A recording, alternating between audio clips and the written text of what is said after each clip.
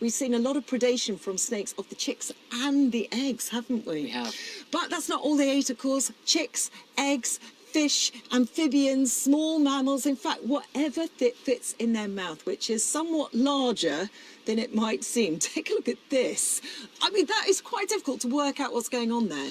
But it's a snake eating a frog. I mean, the frog is going down whole, and you can see it's somewhat bigger than the snake's head. How does it do that? Well, first of all, let's have a look at this incredibly... Let me give you that. You've got to be really careful with that, because it's a windy day and you cannot drop it. This is a very precious specimen. This is the skull of a grass snake. We borrowed it from Bristol Museum.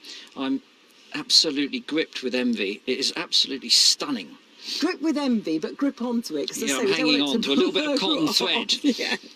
But you can see, I mean, you can see how small the jaw is. In width-wise, it's 2 centimetres. Right. And that frog would have been about 6 centimetres. So how does a head that's 3 times the size of the width of the jaw manage to get down into the mouth? What a skull. That is amazing. Hey, look at it. Look at the little teeth. Can you see the little teeth in there?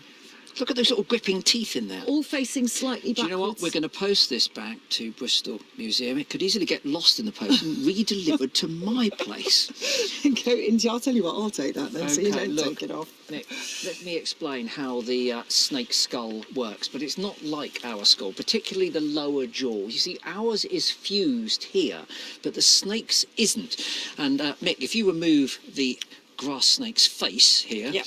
Right, here is the lower jaw, and the first thing to say is that it isn't fused together at all. So that allows the jaw to separate like that, the 2 pieces of the lower jaw, thus giving it a greater width. But it's more than that, I have to say, because what I can show you here is that using this bone here, it is able to distend the jaw downwards like that. So rather than only being able to open its mouth wide like this, it can distend the jaw even further to increase the height, if you like, of its mouth, which is pretty sensational stuff. And you can see it in action here. Here is a grass snake swallowing a great crested newt, using its what we call its macrostomaton skull.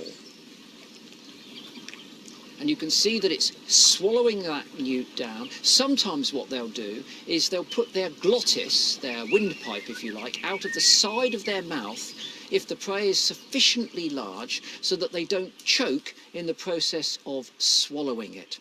Now, you may have heard in the past, of course, that people say that they dislocate their jaw. It's simply not true. If they were just to dislocate their jaw, it would damage them. You can't damage yourself just to eat. So what you do is you have those extraordinary adaptations.